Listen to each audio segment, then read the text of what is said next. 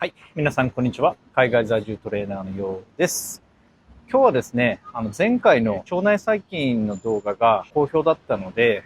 もうちょっと詳しく掘り下げて話していきたいなというふうに今日は思っています。まだね、前回動画見てない方は、そちらから見ていただくと、今日の内容がもっとわかりやすくなると思うので、前回動画を見ていただいて、今日の動画を見ていただくことをお勧めします。前回ですね、肉食、草食、メカニズムが違うよ。欧米人、日本人で腸の長さが 1.5 倍も違ってくると。日本人の方が 1.5 倍、腸が長いですよっていう話もしたんですけど、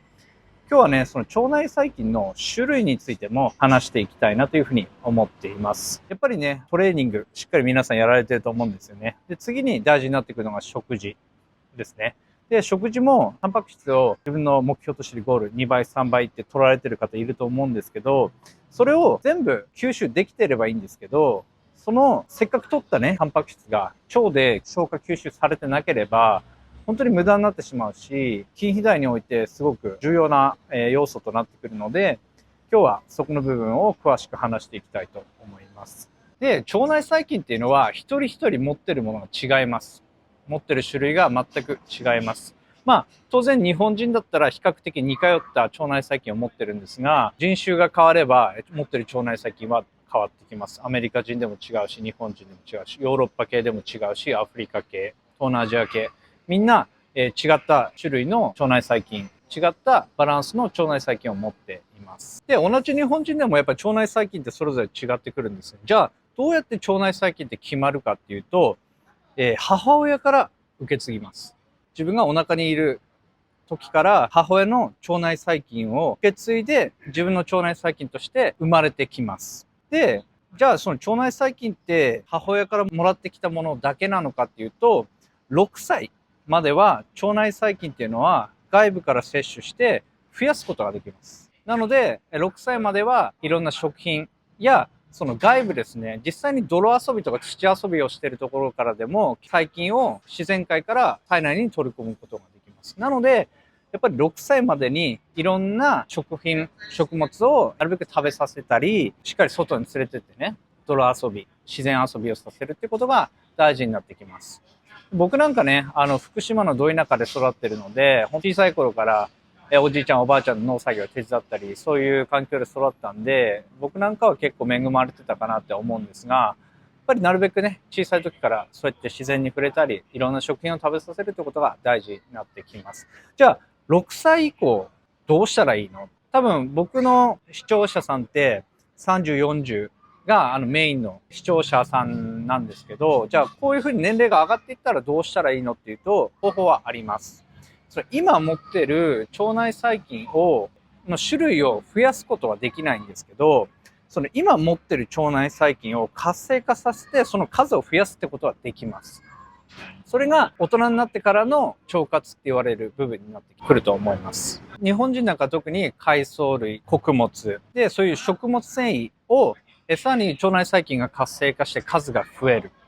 で、腸の環境が良くなる。そういったアプローチをすることによって、大人になってから、年齢がある程度上がってからの腸活っていうものはそういう形になってきます。で、よく腸活やってるって言って、ヨーグルト食べてるんだっていう方いるんですけど、僕ら日本人の持ってる腸内細菌って、欧米の人たちと違うんですね。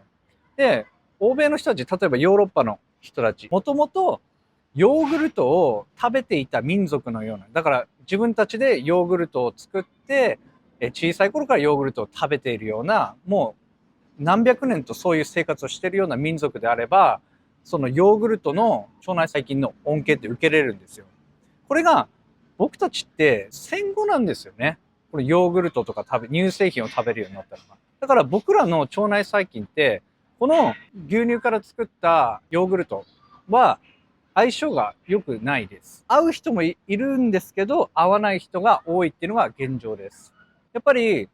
僕らだったら味噌汁。味噌が発酵食品ですよね。味噌、ぬか漬け、麹、納豆。こういうものは僕らはやっぱすごく相性がいいんです。なんでかというと、先祖代々食べてきてるからなんですよ。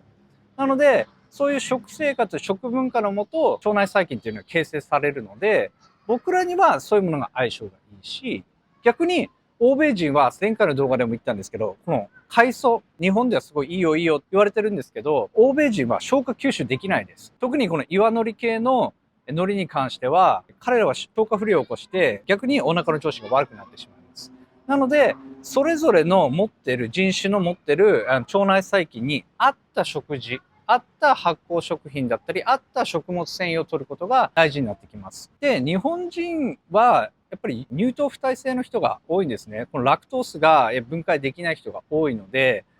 ヨーグルトは合わない人は多いと思います。なので、無理にヨーグルトを食べる必要はなくて、本来の納豆だったり、お漬物だったり、お味噌汁を取ることによって、日本人にはこちらの方が合ってるので、こちらで摂取することを僕はお勧めします。なので、ヨーロッパ系の人だったら、もともとそういう食文化で乳製品をベースに食文化が発展していたような国であれば、この腸内細菌とこの乳酸菌の相性がすごくいいんですよ。このヨーグルトを取ることによって腸が活性化されるっていうのはあるんですけど、これが 100% 万人に合うかというとそうではないです。これは逆もしかりですね。私たちが食べてる海藻類、腸にいいよ、体にいいよっていうのは欧米人に合わないのと一緒で、そういう相性っていうものがあります。もう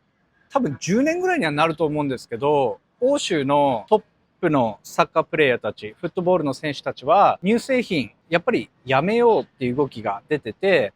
乳製品ってすごく高タンパクだし、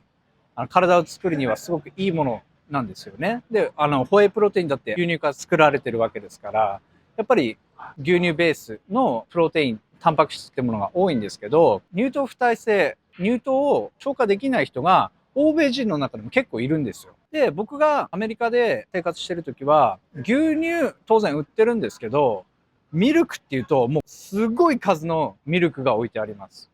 例えばアーモンドミルク。これ日本でも買えると思います。ピスタチオのミルク、カシューナッツのミルク、ピーナッツのミルク、ココナッツのミルク。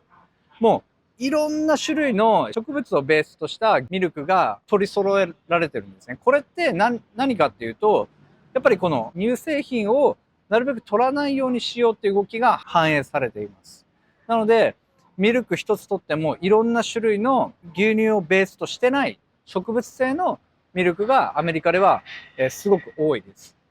で、また牛乳も僕が使ってたこの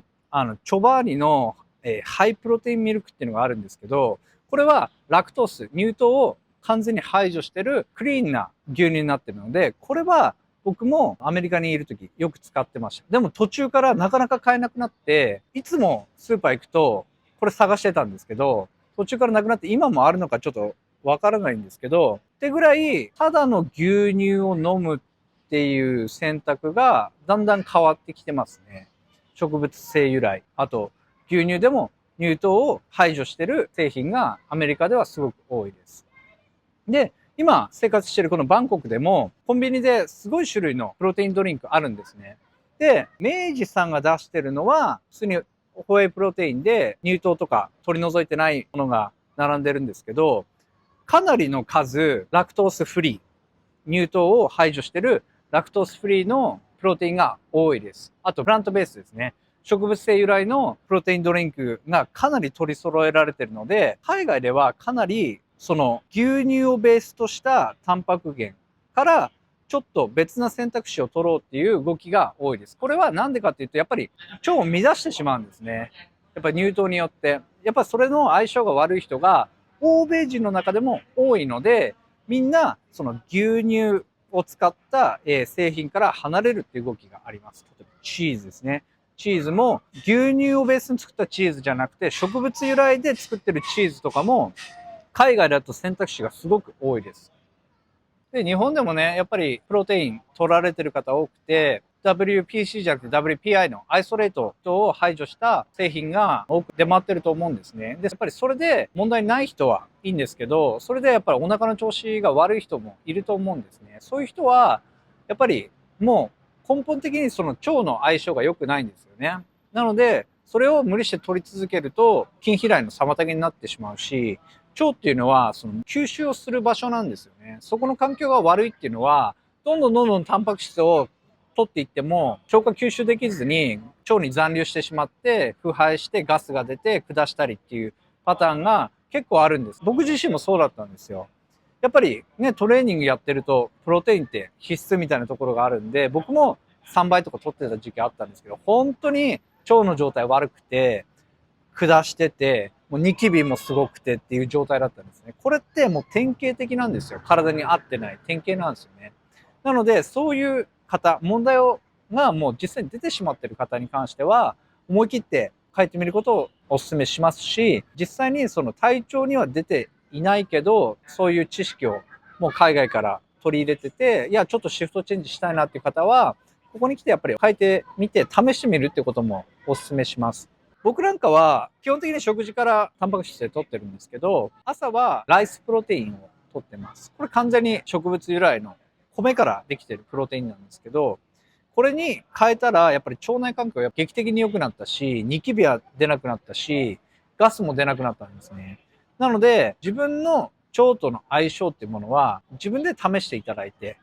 で、ガスが出たり下してるようであったら、それは一つのサインなので、それをしっかり見逃さずに、自分の、食生活を見直すために、しっかりフィードバックしていただいて、その腸から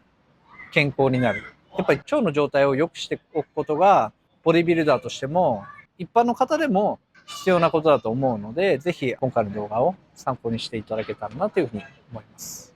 今日の動画は以上です。それでは次の動画でお会いしましょう。